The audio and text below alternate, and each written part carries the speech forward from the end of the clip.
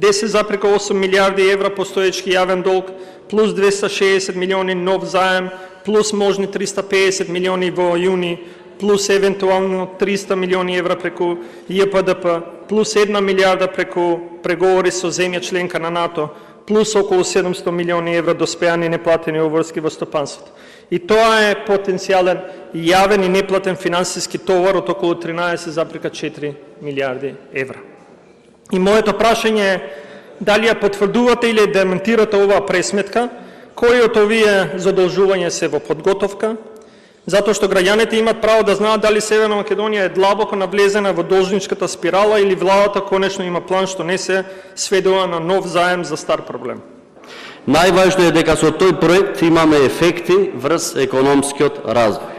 Да потенцирам дека имаме многу внимателен пристап во управувањето со јавните финансии, со управувањето со јавниот долг и силно сме посветени на создавање на услови за остварување на повисоки и одржливи стапки на развој. Важно е да се нагласи дека економските показатели ја демонтираат тезата за нестабилност и задолжување без резултат.